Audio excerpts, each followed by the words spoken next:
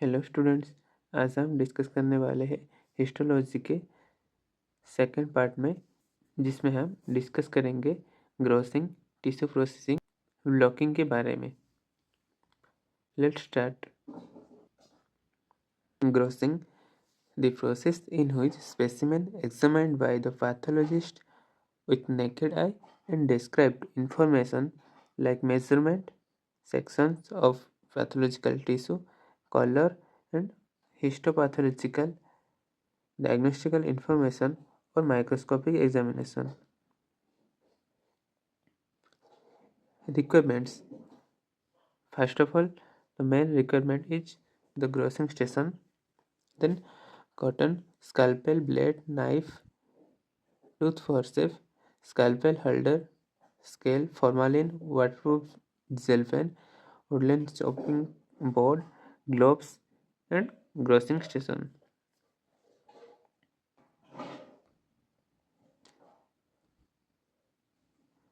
Then, during grossing, inspection of the pathological specimen, check the fixation is proper or not, describe the shape, color, measurement, fluid deposit, coarse surface. The grossing section must be 3 into 2 centimeter, 4 millimeter diameter. Then the label tissue number on the blotting paper and load to the castle. Decalcification. The process of removal the calcium salt from the tissue is called decalcification. If the calcium salt present in the tissue that appears too hard so that it cannot easily cut for the microtome, so it's necessary to remove the calcium salt from the bony tissue.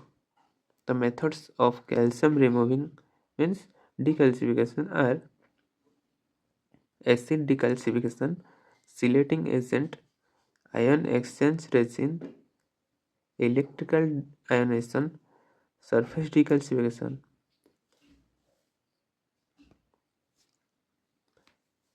Acid decalcification.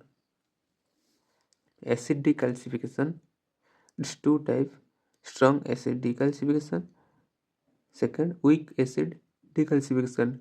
In case of strong acid decalcification, we use 5 to 10% concentrated hydrochloric acid or nitric acid. In case of weak decalcification, we use formic acid or trichloroacetic acid. Decalcification by the chelating agent. Here is the most common chelating agent is EDTA. The full form is ethyl diamine tetraacetic acid. Preparation: 5.5 gram EDTA plus 10% formalin, 1 liter. Then surface decalcification.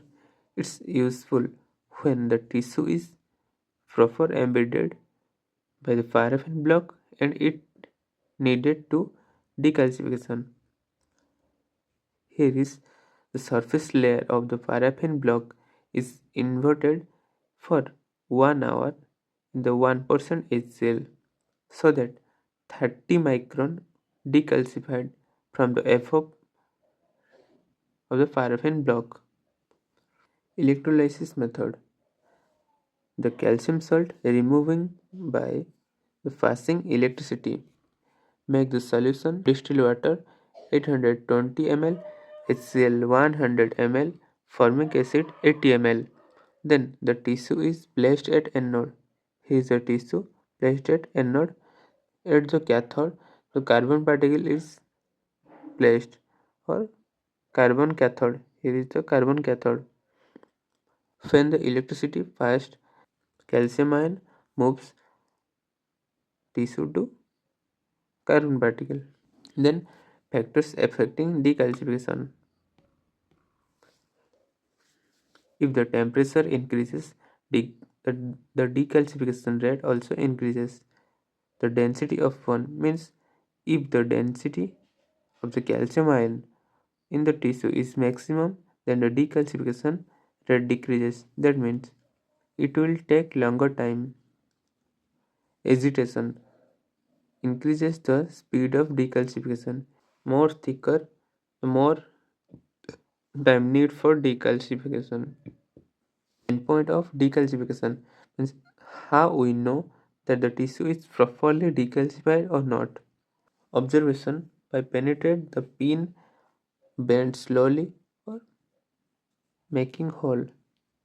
Here is the way for taking the decalcification. Then the tissue processing. Aim of tissue processing is to provide sufficient rigidity to the tissue that will help to cut the section for microscopic examination. In this process, water within the tissue removed and replaced by a fluid which is suitable, which is soluble and help for cutting section in microtome. Three steps: dehydration, clearing, and impregnation. Here is the automated tissue processing machine. There are two types of machine. Where is tissue is transfer, that means tissue transfer tissue processor, and second is fluid transfer tissue processor. That means here in the first tissue processor, here tissue transfer from one jar to another jar. Here is the tissue processor that having 12 jars of different chemicals or reagents. Second is fluid transfer tissue processor. First the fixation, then dehydration, then clearing, then impregnation.